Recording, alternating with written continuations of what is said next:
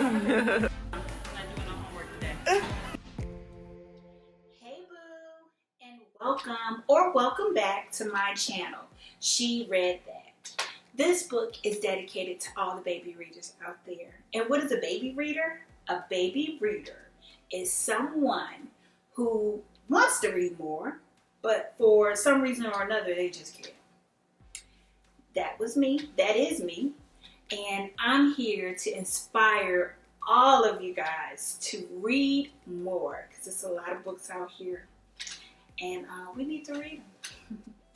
So if you haven't already, please take a moment to like this video and subscribe to this channel, and also share this video with a fellow baby reader, and I'd appreciate that. Today's video, we're going to talk about the books that I read in April. I read 5 books. One book was a book club read, and the other 4 I read on my own. So look at me out here reading. The first book that I want to talk about is Drama Free, a guide to managing unhealthy family relationships. This book is by Nedra Glover Tawwab, and it is a self-help book published this year, and it's about 288 pages. So pretty good. And I rated this book 5 stars. The book, it deals about trauma, emotional neglect, and about addiction. Okay? So addiction within our families, addiction within parenting, siblings, that type of thing. And also it deals with mental health. How many people know in the Black community, there's still a stigma about mental health, and we got to talk about it. We have to deal with it. It doesn't just go away. This book is a 5-star. So what does that mean?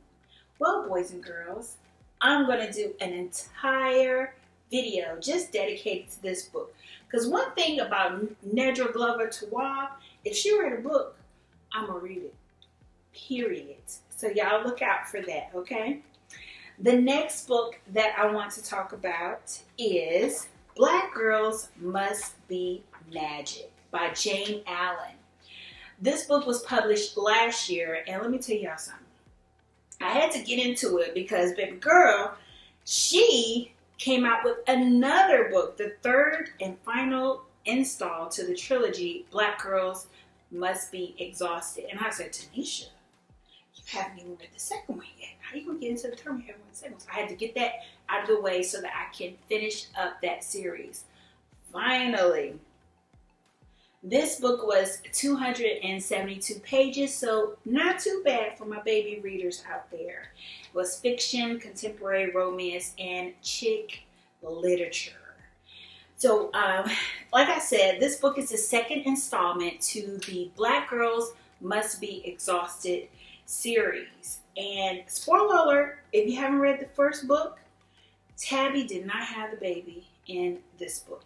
I was disappointed, because I just really wanted to dive into Tabby dealing with motherhood and how she was going to handle that with Mark and her girlfriends, how all that was going to tie together. We didn't get there.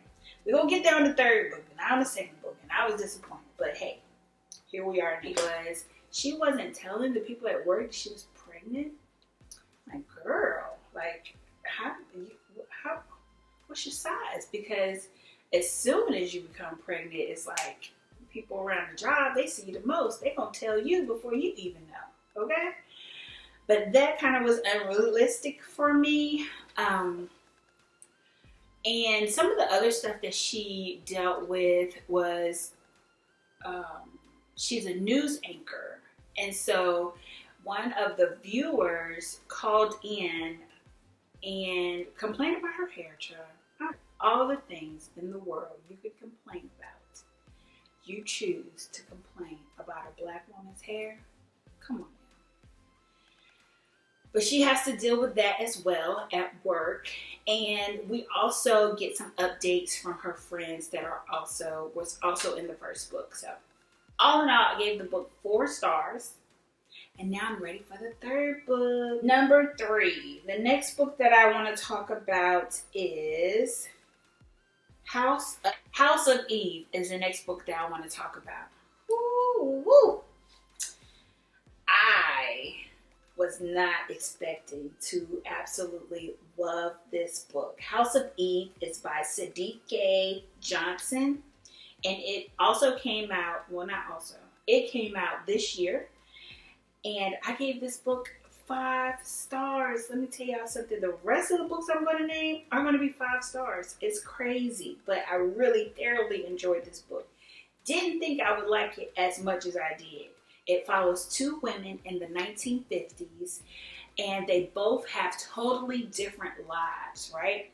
But what the thing about it I feel like that made me enjoy it so much is how the author brought the 2 women together. So you have these 2 storylines running parallel to each other, but their paths cross, but not in the way that you think. This book is giving, I'm not going to talk too much because guess what? I'm going to do an entire video dedicated to this book because she deserves. This historical fiction and romance novel, it was everything that I needed at the time, and I appreciate it, Miss Johnson. I really do. I appreciate it. The next book that I read in April is The Spite House by Johnny Compton. It was published this year, and it is another 5-star for me. So we got Eric Ross. He is on the run with his 2 daughters, so single dad. I'm intrigued already. Like, what we doing? We don't hear about this much. And I'll be honest, I don't read a lot of books that have authors with male authors. But I'm glad I picked this one up. I turned into a little bit of a thriller girl, and I'm enjoying the thrillers. And don't get me wrong, I love a romance. I love a spice. But it's something about thriller books not like really kind of having that, oh, what just happened? Or rereading something like, wait a minute, did I read that right? There's something about that really kind of pulls me in. So I was excited about this fiction, horror, dark, intense book. So we'll learn about that later. And the final book that I read for April, Carmen and Grace. Y'all, I had an amazing reading month, and I ended the month with this book. This is a book club read for the BBD Virtual Book Club. Shout out to y'all. Hey. The author is Melissa Cross. Didn't practice. Aquino. Okay, we're going to go with that. The name will be on the screen. This book is fiction, it's contemporary, it's dark, it's emotional, and it was published in April of 2023. It's about 2 cousins, Carmen and Grace, okay? They're growing up in the Bronx, and one of the cousins kind of get wrapped up in the drug game. Crime, drugs, all that stuff.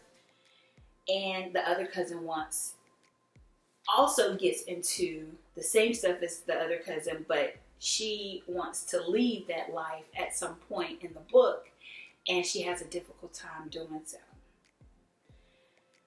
So this book, it just kind of goes through all the consequences of the choices that the cousins make, and it's a 5-star read for me, y'all. It's a 5-star read, and I got to do a book review on this one because there's a lot to unpack. And I want to unpack it with you guys because this book was something that I didn't even know I needed. Seriously. It's given the Puerto Rican coldest winter ever. Real talk. You got to read it and let me know if you feel the same because that's what it's given to me. And I was entertained. I was thoroughly entertained. If you've made it this far in this video, don't forget to like this video, subscribe to this channel, and share this video with a fellow baby reader. And until next time, bye.